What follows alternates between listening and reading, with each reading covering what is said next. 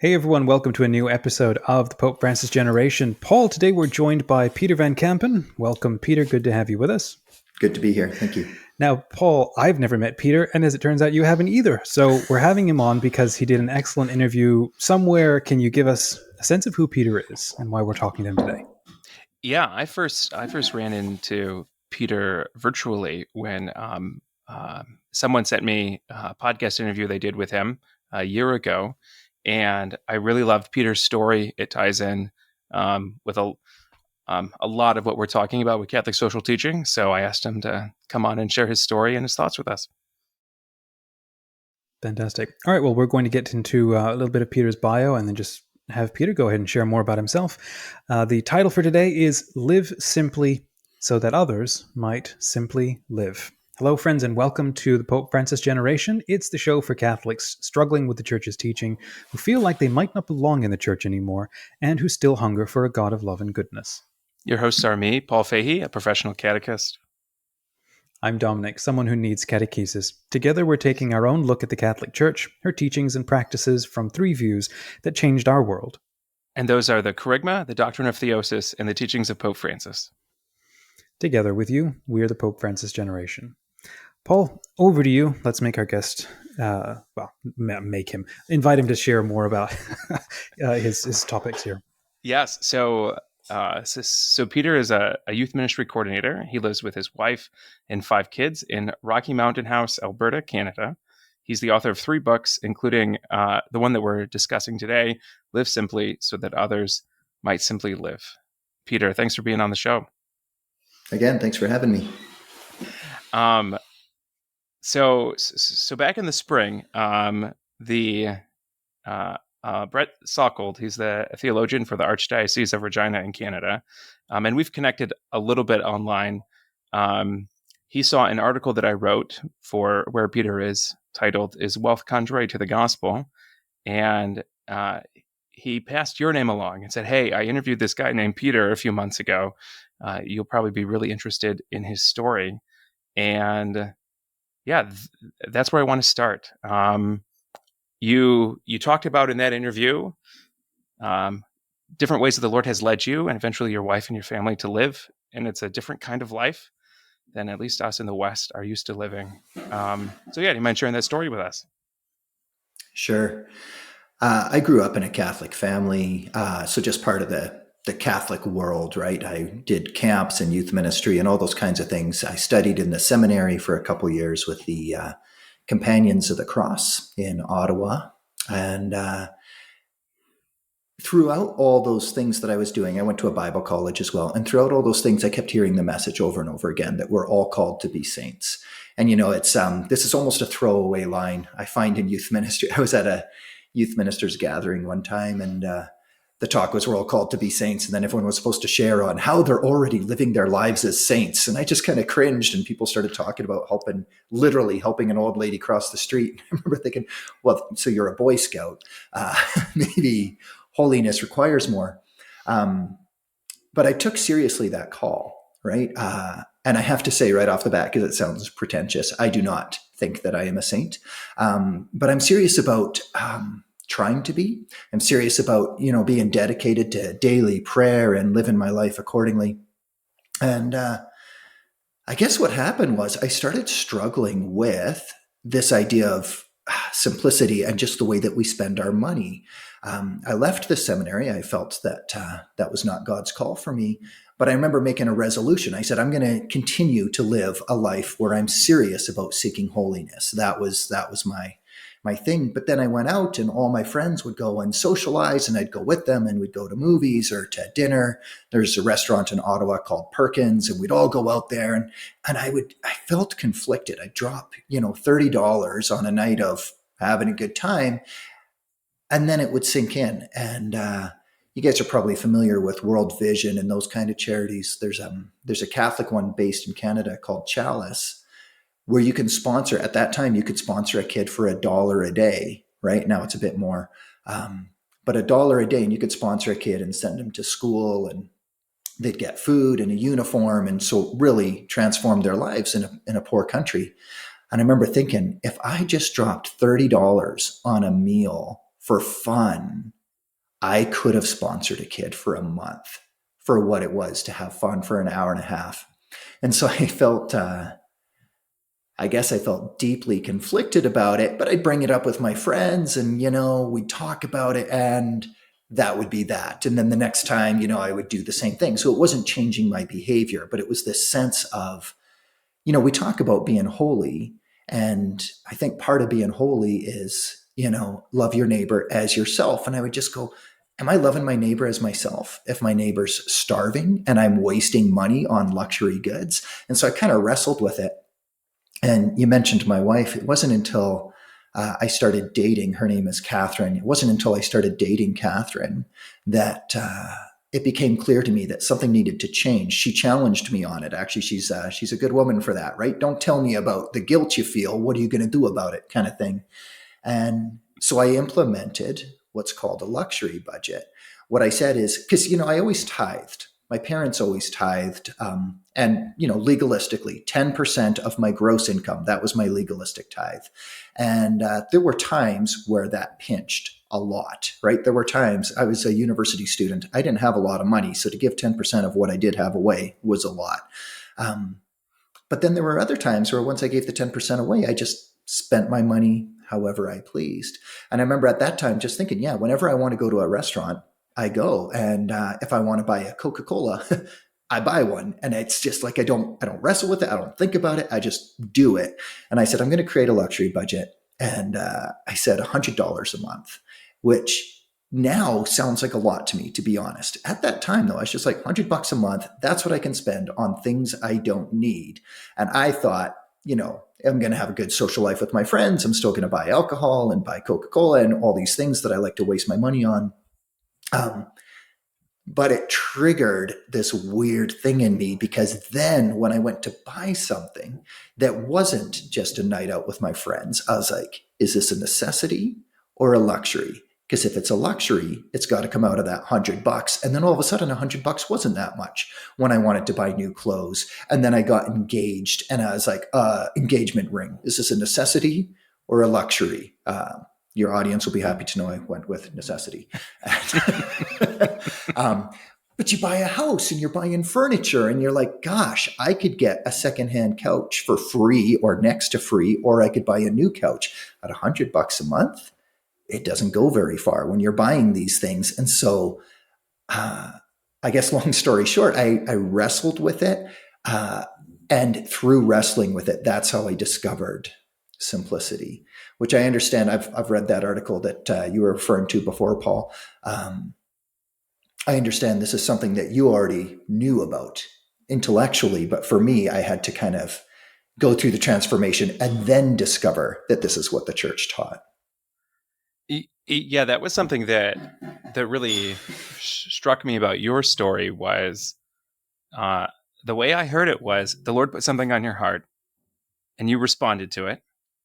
And then only later, because I think you shared how it was you were talking about this at a conference or to your youth ministry kids, and you started studying Catholic social teaching. And you're like, oh, this is what the church has taught all along. Whereas for me, it was I like reading, and for whatever reason, I like reading papal encyclicals. And I got really frustrated 6-7 years ago with American politics, so I'm like, there has to be a better answer. So I start reading papal encyclicals, and I'm like, oh, what the church is asking of us is something radical. What the church is asking of us is to live life in a very different way than everyone else around us. Which then challenged me. Now, personally, I worked for the church for 7.5 years, and now I no longer work for the church. Now I'm just a student with 4 kids and a 5th on the way. I have never had much of the luxury of having a lot of excess wealth, but what the Lord challenges me is, but you do have a lot of things you don't necessarily need. Yeah. I may be far from rich, but I have an overabundance of stuff and an overabundance of luxury. And what does generosity more than that, what does justice look like in that setting? Actually, that's when you talk about that youth conference, it was a young adult conference, university students. I think you have Focus in the United States, right? Is that a Catholic group? Yeah, Yep. we have something similar in Canada called CCO, Catholic Christian Outreach. And so we were speaking at a conference for them, my wife and I, and it was Lent. So it was a Lenten retreat. So we did, prayer, fasting, and almsgiving. And my wife actually had to prepare the teaching on almsgiving. And she went to the catechism just to, look up some quotes on almsgiving. And that's where she came across this teaching. We felt convicted for ourselves, but we didn't realize that it was church teaching. You kept seeing it in scripture and feeling that, but we didn't know it was church teaching until she looked it up. And if your audience members want to look it up, it's in the catechism, chapters 2445 and following, where we found paragraph 2445 and following. That's where we found a few of these things. But my wife ended up printing off these little cards that people could put in their wallets that would remind them of this. And this dovetails nicely with what you just said. It was Saint Gregory the Great who said, "When we attend to the needs of those in want, we give them what is theirs, not ours. More than performing works of mercy, we are paying a debt of justice."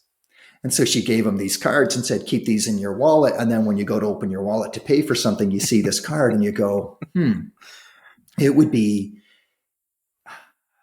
this is the hard teaching. So I'm just going to go straight for it. Okay. It's an injustice to buy luxury things when other people are going without necessities." That's the hard teaching of the Catholic Church that, again, I studied in the seminary. I went to Bible school. I was part of the Catholic world forever. I listened to everything on Lighthouse on that little rack. Do you have the CD racks in your churches there too? Yeah. Oh, yes. Oh, yes.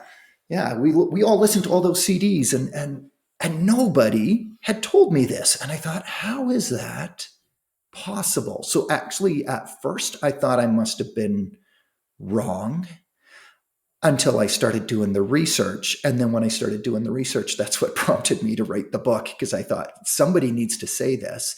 And I was able to find a couple of other books that say it, but not written for people at my level. You know what I mean? They're written for monks or high academics. And I just thought, no, regular lay people who have 5 kids need to know that the call to simplicity is for them as well. Yeah. Yeah. So I've taught on this several times in the past few years, and in Pope Leo's encyclical Rerum Novarum, he kind of spells out, he has like 3 tiers, and the first is what you need to survive, housing, food, things like that, and then he says what's proper to your state in life, and then he says everything else belongs, again, a sense of justice, not a sense of charity, belongs to those who don't have it enough in those first 2 tiers. But what I often find when I teach that is part of your experience of, this is the first time anyone's ever heard of this. Most of the time, that's people's response, like, what are you talking about? This is totally off my radar. And the other is a real... a wanting to get down to the nitty gritty of, well, what's in that second tier? What is actually proper to my state in life, and what isn't? And I see it go in a couple of different directions. One is, well, that's really confusing, so I'm going to invite the Lord to speak into that and help him direct me and make those choices. And the other is, well, that's too confusing. And they just kind of throw the whole thing in the air, like, I can't figure this out, and kind of walk away from it. And I think that, that's part of the hard work, right? Is the Lord doesn't call everyone to live in poverty. He only calls a few to live poverty. But he calls Christians to live simplicity, and that's living within what's necessary for your state in life. But how do you figure that out? First of all, I want to echo what you just said about poverty and simplicity. I often say, not everyone's called to be celibate, but we're all called to be chaste. And not everyone's called to live in poverty, but we're all called to live in simplicity. Yeah, so, there was as a side note here, there was a really great, it was Bishop Barron. He was talking about It was in response to, the Jesuit priest, Father Berrigan, who died 5-6 years ago, who was a radical pacifist.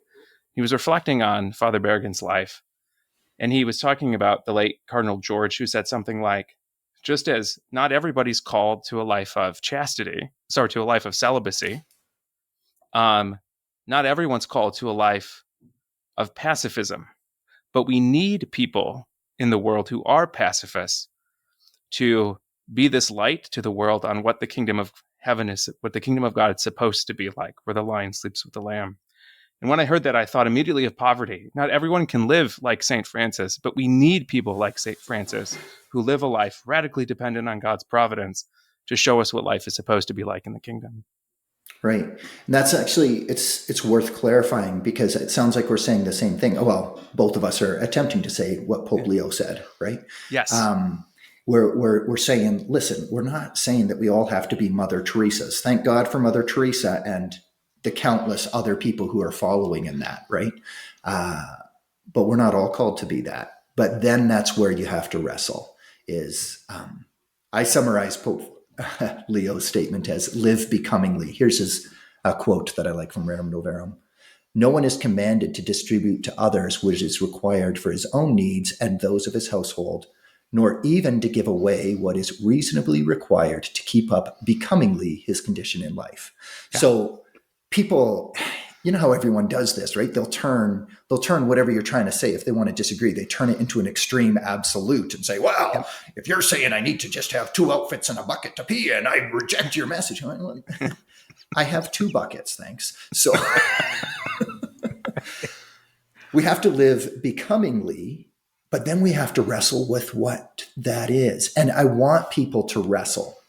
Another quote that I like is St. Basil the Great. He says, by a certain wily artifice of the devil, countless pretexts of expenditure are proposed to the rich. So I try to balance it. I say, okay, live simply. That's clearly the church teaching. Live becomingly, but watch out for pretexts. And it's right there, right? As soon as people say, oh, so we're not going to live like Mother Teresa, therefore all these things are okay because, well, my kids need to be able to relate to everyone. And so if all their friends are going to Hawaii, we have to go to Hawaii or whatever it is. And all of a sudden we keep creating pretexts. In reality, what's happening is we're living in luxury beyond what it would be required to live becomingly. That's where I think we abuse it, right? People are afraid of the abuse of poverty, going too far that way, and they just go too far and justify everything. Yeah.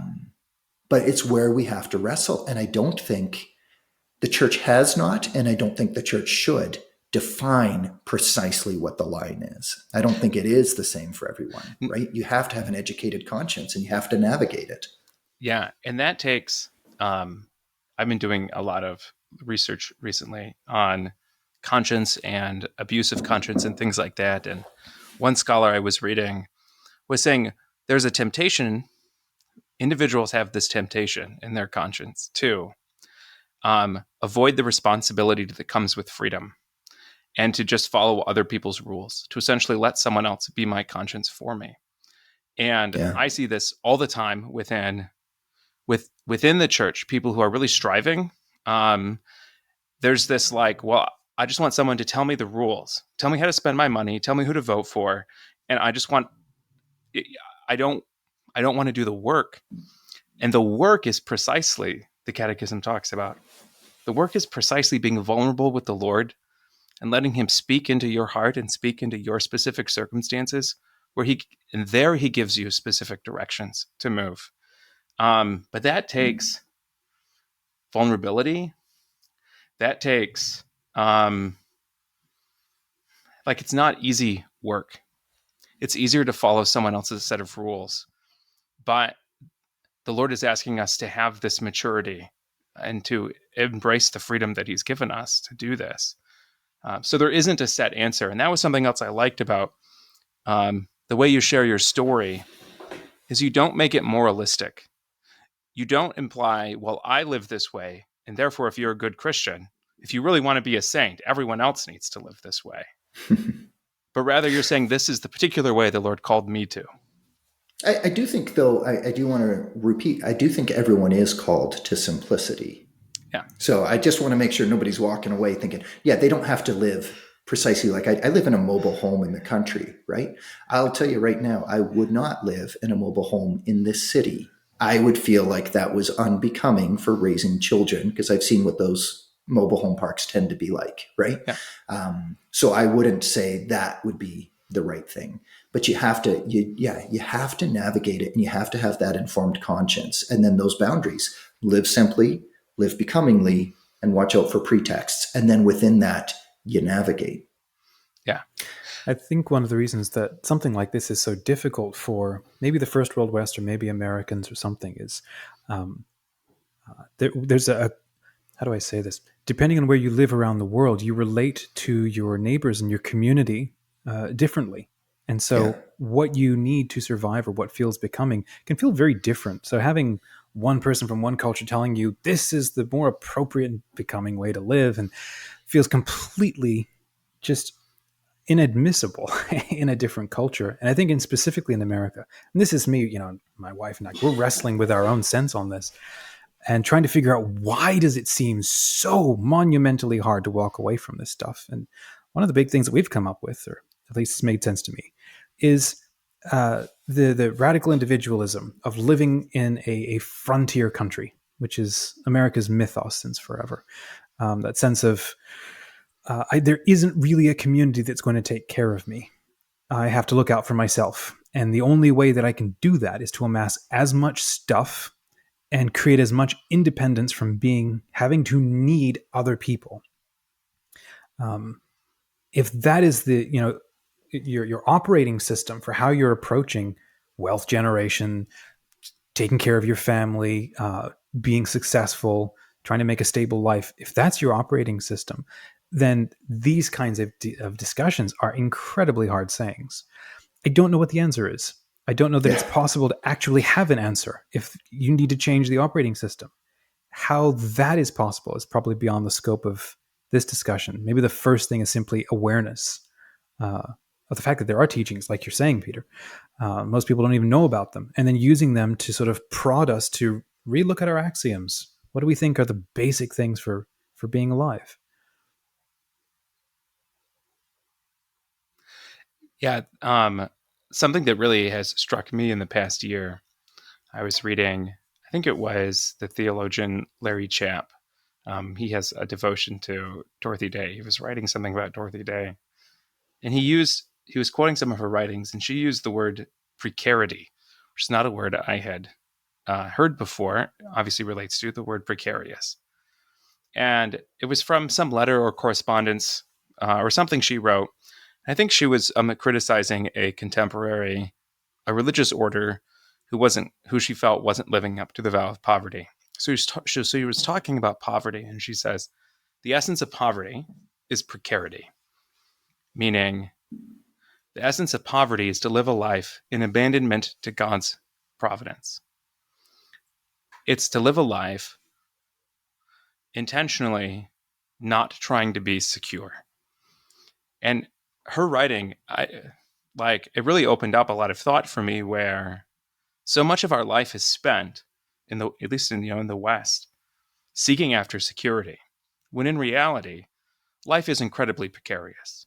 Any one of us could die tomorrow, right? Any one of us could get struck by a vehicle. Any one of us could get a terminal diagnosis. Life is precarious just because of what life is. So we can either try and be secure or have apparent security as much as we can and spend our life chasing after security, or we can live in abandonment to God's providence. And what Dorothy Day is saying, the Christian way of life is a life that is materially precarious because of the profound trust in God's providence. And she juxtaposed that with what she called bourgeois Christianity, which was Christianity that sought after security more than anything else. One of the passages from Scripture that challenges me on this it's in Luke. I don't know chapter and verse, but it's in Luke. Jesus gives this parable about the man who stores up all his grain in all his sheds, and he says, be secure, be content. You're taken care of. Don't worry about it. And then Jesus says that God is going to say to him, "You fool, right? You fool, you're going to die tonight. Whose is all this stuff going to be?" Because I read that and I go, holy smokes, like I'm going to be honest, I'm not living a precarious life. If anything, I feel like my life is more secure than the people who are, many of my contemporaries, many of my friends who have the bigger houses and the bigger mortgages. And boy, if they lost their job, how do they maintain that, right? Whereas I have a bit of a buffer. I don't have a mortgage because I bought such a small house. And if I lost my job, I just have to cut off some charities, which would be awful anyway, right? And I do have money that I'm putting away for retirement. So full disclosure, I am preparing for those things and I'm creating security, but I wrestle with it because I'm like, isn't putting money away for retirement exactly what Jesus called that man a fool for doing? Yeah. So again, well, hold on. You're not putting aside granaries that you will never be able to consume. Those things only last like a year or two, and they're not air conditioned. They're going to get mold in them and whatever. So it's the extravagance of it.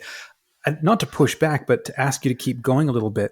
There is just thinking of like the Maslow hierarchy of needs. Are you familiar with that sort of triangle? For those who are listening and who aren't, it's like basic human needs are like food and shelter and clean water. I think next one after that is like safety and security, and I don't even remember, family or something. Once those layers are met, then the top part of the pyramid is like self-actualization, creativity, the freedom to self-development, that sort of thing.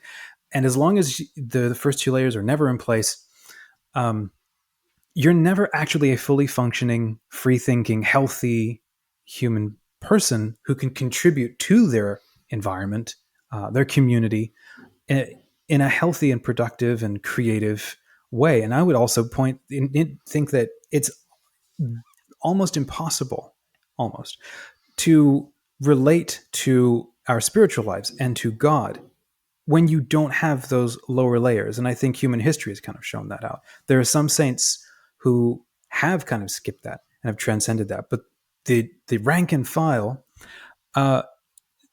dinner and my family and getting out of the weather and not being drawn into a war, these are the immediate sort of things. So I think that there's a biological imperative to create, like you said, a sense of security, a sense of stability.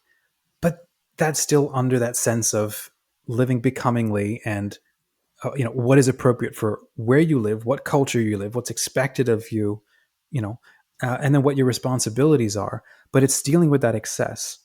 And I'm sure people listening would wrestle with the idea as well that putting aside or saving up for a time when you're unable to provide for yourself, I don't know. I'm not even sure what I think. Maybe keep going on that. Are you thinking then doing that is insulating you from needing to rely on other people, such as a community or, I don't know, your children or friends and family? But that's not our culture. We right now don't have a culture anchored around that.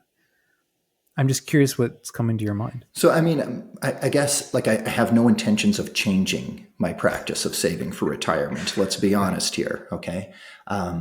What I'm feeling challenged by though, is when Paul brings up this idea of precarity and that we should live. My life isn't precarious. And so that's exactly where I'm going. Okay. And here's the thing. I personally have friends. I've done mission work with Renewal Ministries, which is actually based in Michigan. I imagine you guys know those guys. Yep, I'm quite familiar. So I've done mission work with those guys. I've been to Mexico and Tanzania and Kenya, and I've maintained friendships with people who live in poverty, abject poverty in those places. And it still feels strange to me if my friend in Kenya says, hey, do you think you could help me out? I've never asked before. This happened recently. I've never asked before, but I've got this issue and things are getting rough all over the world right now as we speak, right? Things are getting worse everywhere. And she's like, I've never faced this. I hate to ask, but can I ask? And for me to be like, well, gosh, I can't really help you right now. But to think I'm putting away money for my retirement when I'm in Canada, we have a good social safety net. Do you see what I'm saying? And this is what I'm talking about. I have to wrestle with this. Yeah. Where am I living becomingly, providing a becoming retirement for myself? And where am I creating pretexts for expenditure, which I have to be aware of? And I think this is exactly where we have to live with this thing, and we have to look at it. Yeah. I like that you don't draw hard lines and must-dos for others, but keep pointing us back to the first principles on these things. Yeah, I wanted to add something to what you said, Dominic, about our culture, and and share a story. About 6-7 months ago, I left my job at my parish, my full-time job, under difficult circumstances. It was not my intent to leave when I did, and I didn't have a backup plan. Now, in many ways, as you had said, Peter, I've worked. You're a youth minister. You understand this. You work for the church. You get accustomed to a pretty modest way of life if you're working for the church. So I didn't have a huge mortgage and things like that. So in some sense, I had more freedom and more security. But I left without a backup plan, and I have been overwhelmed by the generosity from people in my community and people in my family, where someone would drop off $500 in an envelope in our mailbox without a name on it, right?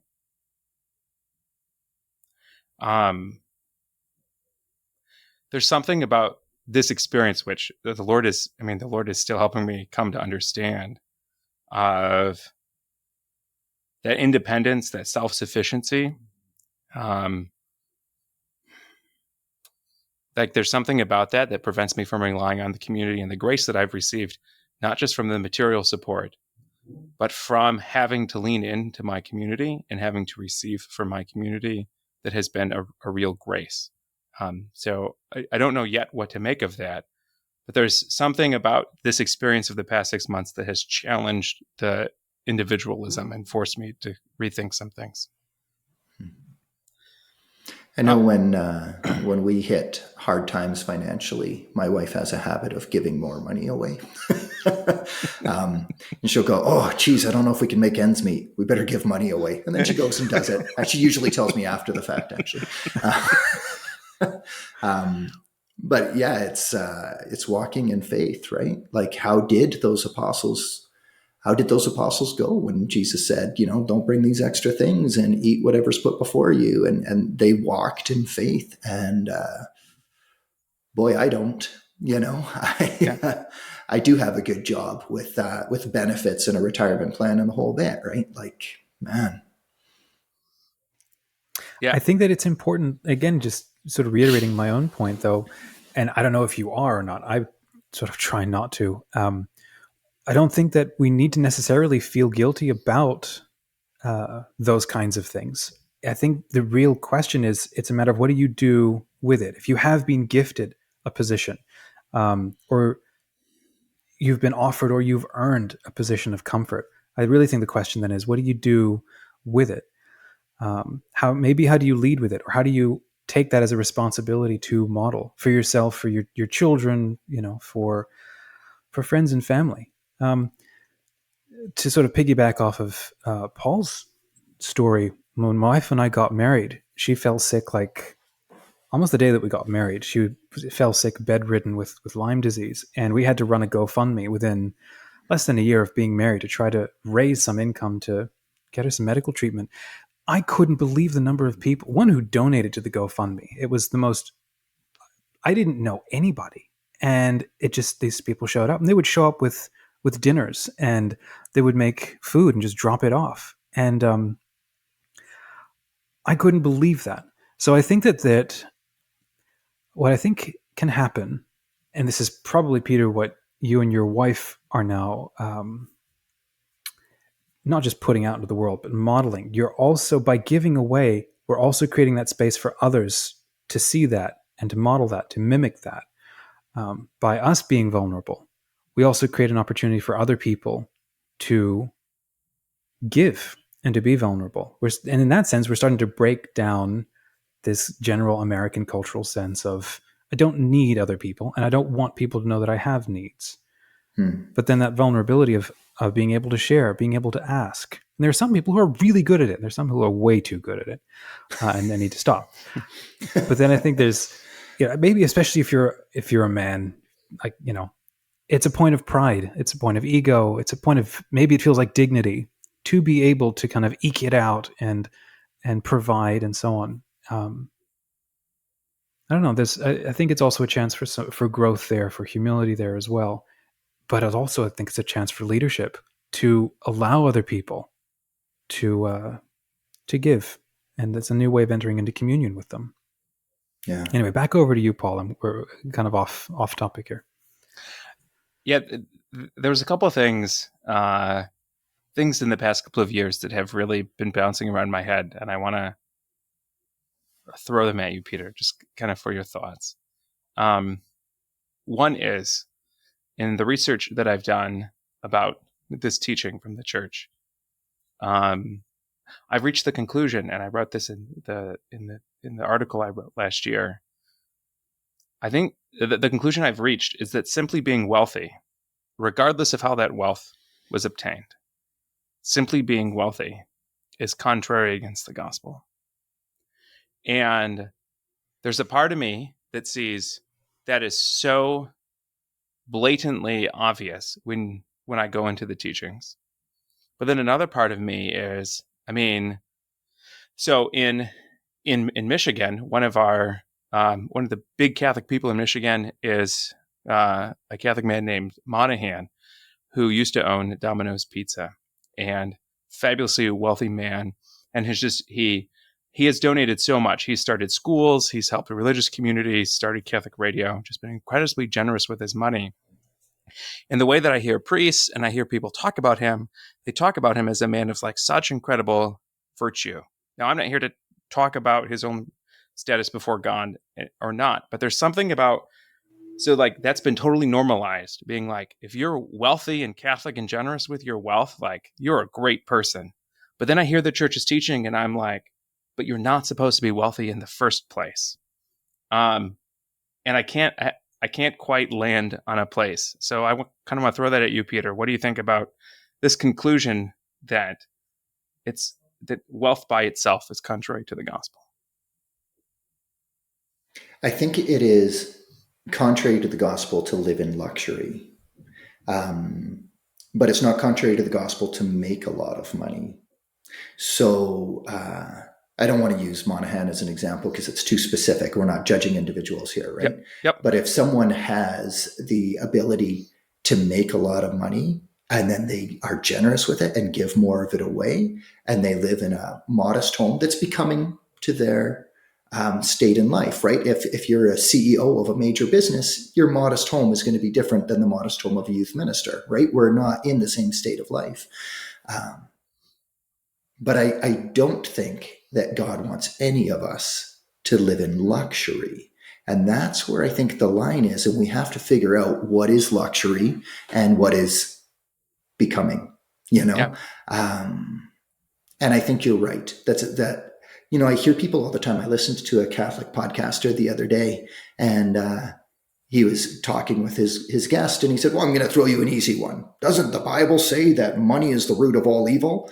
And the other guy said, no, love of money is the root of all evil. And he said, I know poor people who are just as greedy as rich people. And it's like, yes, I'm with you, but I don't think you can say that you're living in luxury and that you don't have love of money. That's where, to me, all of a sudden, you actually have love of money, which is the root of every kind of evil. You can't say, John says something about you can't love God if you don't love the people that you see. And James says, don't say, go and be well fed and not take care of people's needs, right? You cannot say, I don't have a love of money, but I'm I'm living in a mansion, or I'm going on these luxury cruises, or whatever luxury thing it is. I think those things are contradictory. I think when Jesus says you cannot serve God and money, I think he really meant it.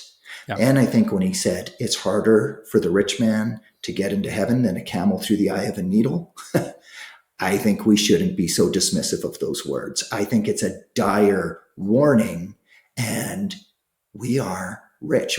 Us three, we're rich, right? I'm a youth minister in a trailer park, but I've been places. I know that I'm fabulously wealthy compared to many people in the world, and I'm actually richer than most people in the world. And so the standard is high. We're rich, and Jesus is warning us, and I think we need to hear that warning. Yeah. When I talk about this in my circles, another area of challenge is there's many people who would agree with and wholeheartedly agree and allow themselves to be challenged with what we've talked about so far. But then when I go the next step and say, I believe what the church teaches is that the state has a responsibility to make sure that everyone in the community has at least that first tier of what's necessary to survive in the common good, even if that means redistribution of other people's excess wealth. Now, the church doesn't lay out what's appropriate tax policy and things like that, but it does say there's a role for the state. And this is another area where I see a lot of contention this should still be a private thing. This should still be for people to discern on their own. The state shouldn't have a role in here.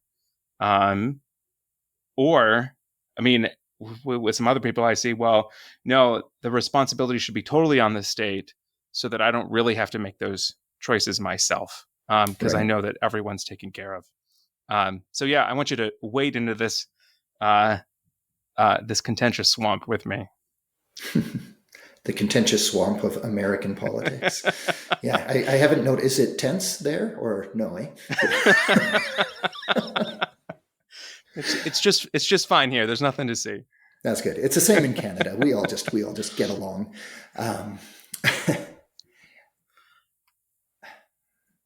I don't have a real clear picture. What's the state line? I do think that I would vote for policies. Let's put it that way. I would vote for policies that provide for the basic needs for people in Canada. In fact, I would vote for policies that do that all over the world. That would make me unpopular with some people.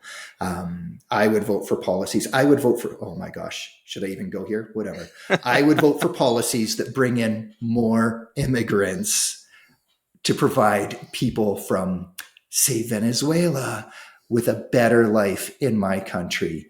I was speaking to an American friend of mine, actually, and we were talking about immigration. And he said, so you want them living in your backyard? And I was like, no, but I do think I should have a smaller backyard so that they can have a home. You know what I mean?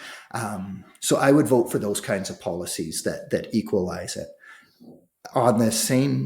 At the same time, the Catholic Church has consistently taught the right to private property. And what I'm talking about is within the system in which I live, I don't think voting actually solves the problems. Some kids were, so I'm hired by Catholic schools. We actually have government-funded Catholic schools in Alberta. Wow. So it's amazing. I am paid by taxpayers to evangelize to students. So in Canada, of all places. There are 3 provinces that have publicly funded Catholic schools remaining, and pray for us because the writing's on the wall, shall we say. But I was talking to these students, and they were advocating for communism. And I said, well, here's why. And this is grade 8 kids. They shouldn't even be talking this way. I said, here's why Catholics cannot believe in that. And I said, but we also can't have unbridled capitalism. And the kid goes, well, what do you think is the solution? And I thought for a second, I said, Christianity. He's like, whatever. I'm like, no, seriously, everyone needs to have a change of heart. Everyone needs to, theosis. We all need to become like God, that our will would match God's, and then we'd all be generous. And I honestly think, maybe I'm naive, but I honestly think we could live sustainably with 9, 10 billion people on the planet if everybody would live simply and share the resources, right? It's the universal destination of goods is one of the church's principles. I think there's enough food and goods to go around if we would live the way that God is calling us to live. And it requires personal conversion instead of government coercion. Ooh, that almost rhymed. That should be on a bumper sticker, that last part. You guys can quote me on that one. Yeah. That was something else in the interview you did last year. You brought up, you kind of compared and contrasted how Christians understand and emphasize and live out the church's teachings on money versus the church's teachings on sexuality. And there's something about this that I really resonate with, right? Like, as baptized Christians, as other Christs, because of our baptism, who are called to be Christ in the world and bring about the kingdom of God in the world, our values and our lives have to be different. And we get this, or at least we talk about this in the church in the West when it comes to sex. We talk about it a lot. But again, as we've shared here, you talk about the universal destination of goods. You talk about having to live simply. And people have been Catholic their whole life, have never heard of this before. So why do you think there's that inconsistency in the way that the Lord is asking us to live our sexual life and the way the Lord's asking us to live our financial life? Why are we emphasizing one over the other? I don't know, is the short answer. Is it because in America, and frankly, Canada is very American in our ideas, right? So I'm going to include Canada in there. Is it because in America we were so reactionary to communism? Is it because, our Christian leaders, our Billy Grahams, aligned themselves so closely with one political party and one end of that politics that to suggest that we should share more sounds like a leftist ideological thing, and we identify so much with the right that you can't have a pro-refugee stance if you're a Christian, because Christians are pro-life and you can't be pro-life and pro-refugee? Is that, this is a huge discussion in our whole society right now. Like, how did we end up there? I think Christians reacted to communism, and then we reacted to the sexual revolution. And so we talk about sex all the time, and here's what the Catholic Church teaches, and here's our theology of the body, and everyone knows that this is what the Catholic Church teaches. A lot of people reject her teaching, but everyone gets it. They know this is what the Church teaches. Why speakers aren't speaking up on the simplicity thing, I could speculate. We're formed by other speakers, right? We do create echo chambers, and the Catholics who become leaders are the ones who say, do you remember when Scott Hahn and those guys, everybody was an apologist against fundamentalism. Do you remember that? Yeah. Every Catholic speaker, they were all John 6. Every time you went to a talk, it was about John 6. And then the chastity movement and that. And I think we are due for the simplicity movement. I speculate in my book that maybe part of the reason Francis was chosen by the Holy Spirit, as I believe, to be Pope is because of this. Right off the bat, he chose Francis as his name, after St. Francis. And he said, I want the church to be poor and for the poor. I think we are overdue for an emphasis on this. When I was arguing with some of my friends about this, one of my friends said, Peter, I'm better educated than you on Catholicism. I went to seminary for longer than you. I have a master's and you just have a bachelor's. And I've listened to all these guys. None of them are saying this. How could you have the hubris to think you were right? And I wrestled with that. How could I?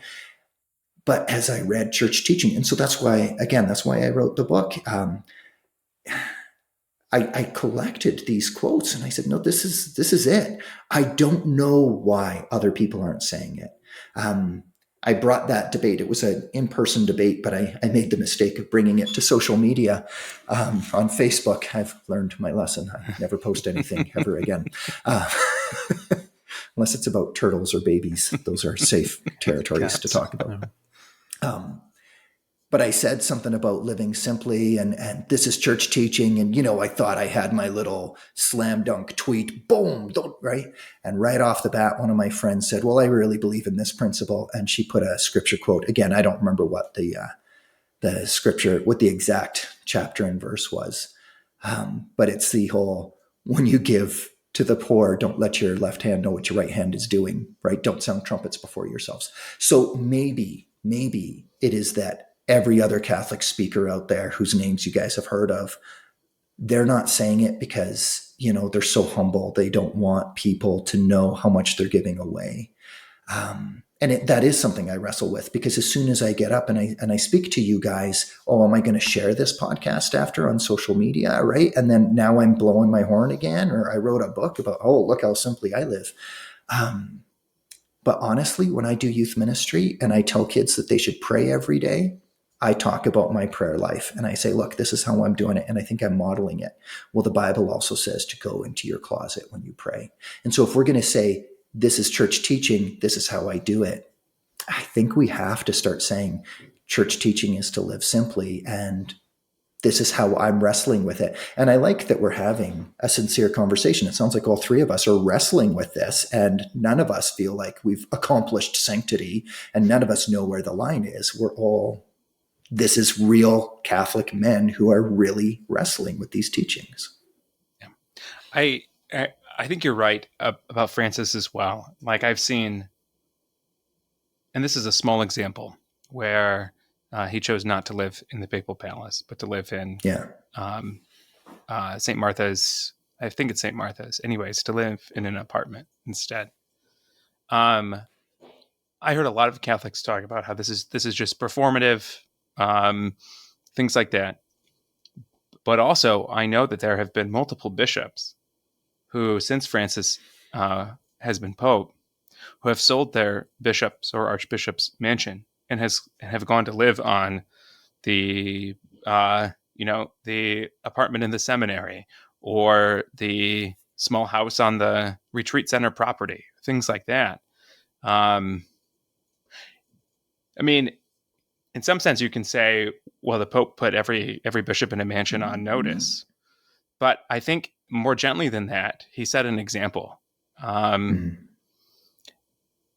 when you read Francis, like his chapter in Fratelli Tutti, where he talks about the universal destination of goods in private property and immigration, he's speaking with, like, you could confuse his words for the words of the early church fathers. That's how forcefully and directly he's teaching in a really prophetic way.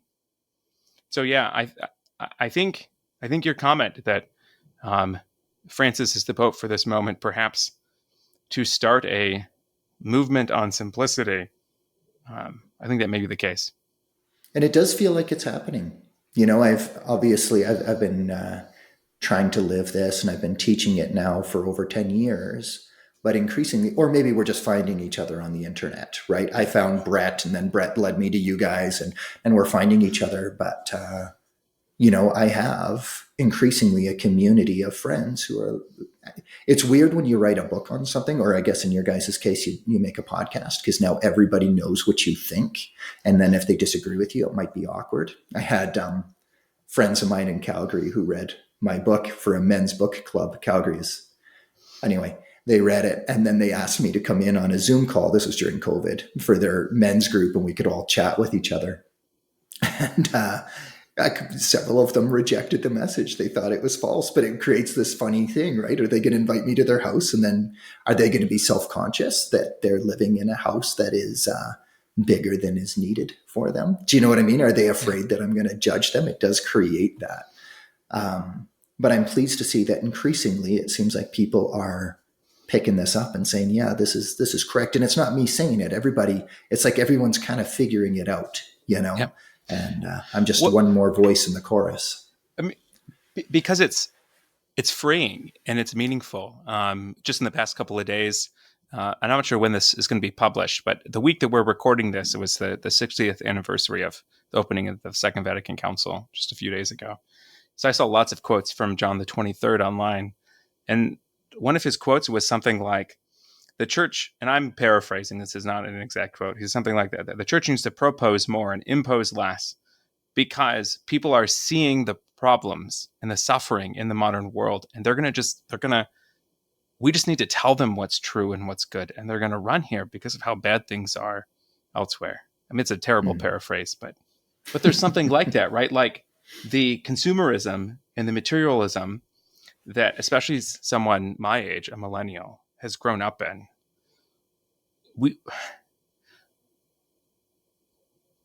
We know that materialism doesn't make us happy, ultimately, and that there's meaning beyond that.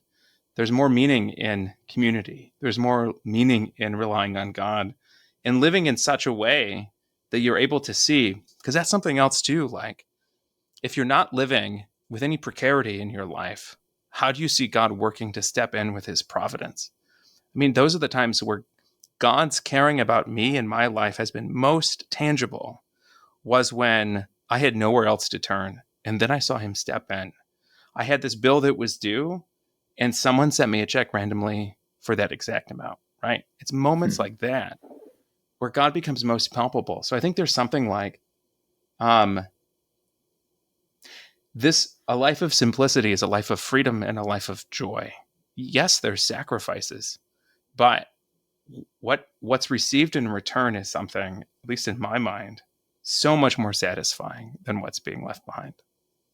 I absolutely agree.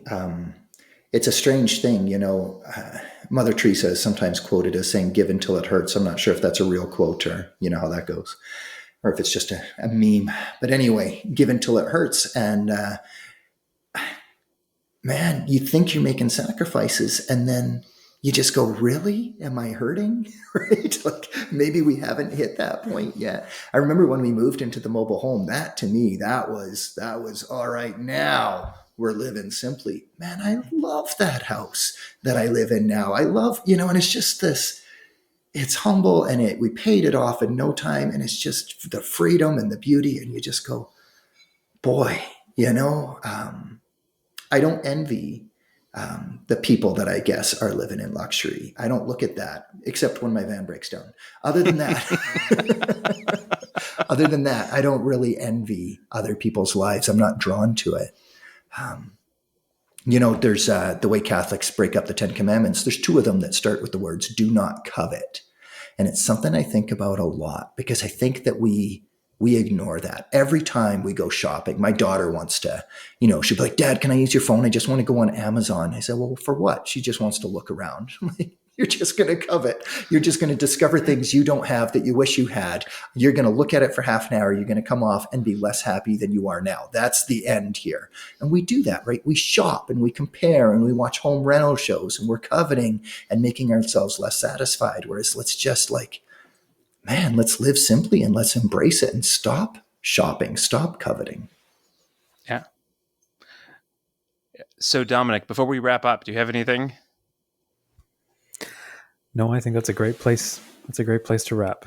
Yeah.